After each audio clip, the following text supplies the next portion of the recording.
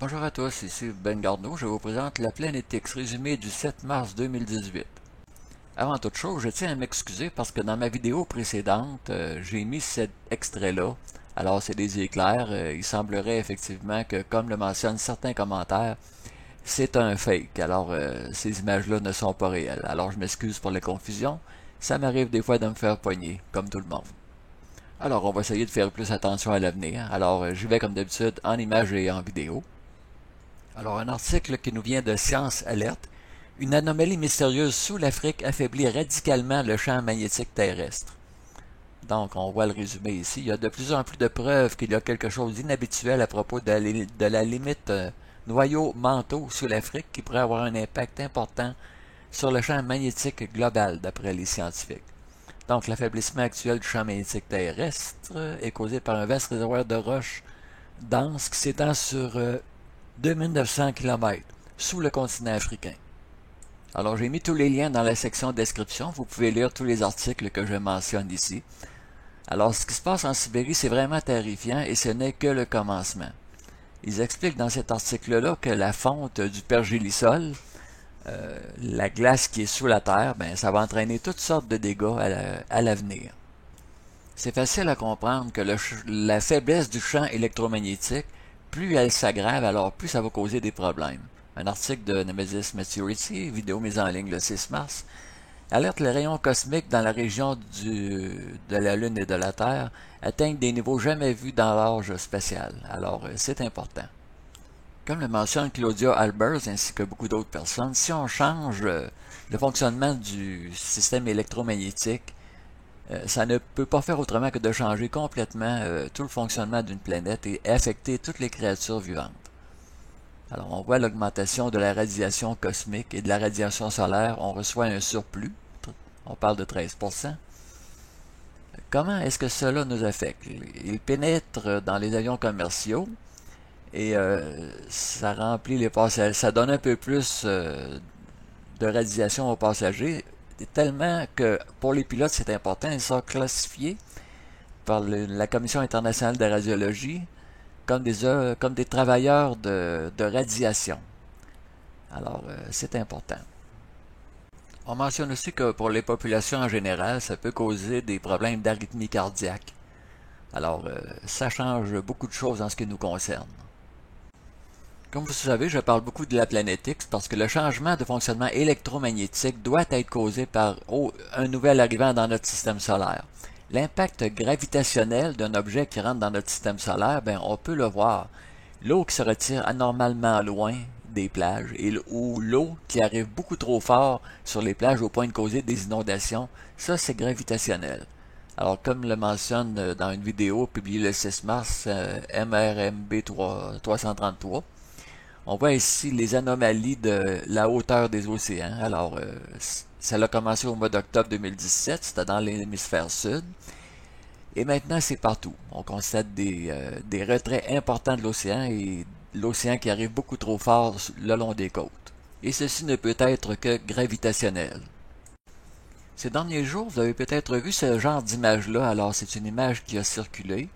MBR 333 nous montre vue avec un filtre. Alors on voit qu'il y a un objet au milieu de cette lumière-là. Une autre vidéo qui pourrait vous intéresser, publiée le 6 mars, alors c'est par Planet X News, comment la planète X affecte notre Soleil depuis 2015. Une autre vidéo très récente, alors National Water Service, un météore au Michigan qui a causé un tremblement de terre d'une magnitude de 2.0. Alors j'ai mis le lien si vous voulez voir la vidéo. Pour comprendre la suite de la vidéo, j'ai mis un texte. Alors, en ce moment, vous êtes assis devant votre ordinateur et vous n'avez même pas conscience de la vitesse à laquelle vous vous déplacez, parce que la Terre tourne sur elle-même à une vitesse de 1100 km à l'heure. La Terre se déplace à une vitesse de 108 000 km à l'heure sur son orbite autour du Soleil. Notre système solaire se déplace à la vitesse de 72 000 km à l'heure dans la galaxie, et notre galaxie tourne sur elle-même à la vitesse de 900 000 km à l'heure. Notre galaxie se déplace à la vitesse de 2 160 000 km à l'heure dans l'univers, soit 600 km par seconde. et notre galaxie met 220 millions d'années pour faire une rotation complète sur elle-même. J'ai mis ça là pour expliquer tout simplement qu'on n'est jamais au même endroit dans l'univers. Je mentionne ça parce qu'on se souvient qu'en 2016, ils ont annoncé qu'une deuxième lune tournait autour de la Terre. Alors, c'est pas la première fois qu'on annonce ça. Il y a déjà eu des découvertes hypothétiques d'autres satellites qui orbitaient autour de la Terre, mais ils étaient plutôt éphémères. Ils faisaient quelques orbites et ils disparaissaient. Ça m'amène à vous parler. C'est un de mes contacts sur Facebook qui m'a montré ce compte Twitter-là. Alors, c'est un astronome. Je ne sais pas si c'est un astronome amateur ou professionnel. Mais depuis les années 1970, il observe qu'il y a beaucoup plus de circulation dans notre système solaire. Alors, j'ai traduit quelques-uns de ses posts, alors très intéressant. Ça confirme un peu ce que dit Claudia Albers. Il y a beaucoup plus de circulation dans notre système solaire. Au début, je ne croyais pas du tout à son histoire de noyau d'étoiles, mais avec tout ce qu'elle a publié, et ça concorde avec les incidents qu'on constate, la Terre qui s'ouvre en divers endroits, les anomalies des vagues, beaucoup trop de retraits océaniques, beaucoup trop d'océans qui embarquent anormalement loin sur les terres, alors c'est gravitationnel. Donc, j'en conclus qu'elle a raison, il y a beaucoup plus de circulation dans notre système solaire qu'avant. Je ne sais pas dans quelle sorte de région du système solaire qu'on est, mais étant donné que la Terre est jamais à la même place, on dirait qu'on est rentré dans un endroit où il y a beaucoup plus d'objets qu'auparavant. Bon, pour terminer, je remercie les contacts Facebook qui me donnent beaucoup d'informations, ceux qui m'envoient des courriels aussi pour me donner encore plus d'informations. Alors, on s'en va vers quoi avec tout ça? Tous les symptômes qui affectent notre planète, ben ça ressemble beaucoup à ce qui s'est passé il y a à peu près 3600 ans. À l'époque du prophète Moïse, avec toutes les catastrophes qu'il y avait eu en Égypte, et non seulement en Égypte, mais partout dans le monde. Alors, dans son livre Monde en collision, Emmanuel Velikovsky, en se basant sur les textes anciens, ben, il raconte toutes les catastrophes naturelles qui se sont passées.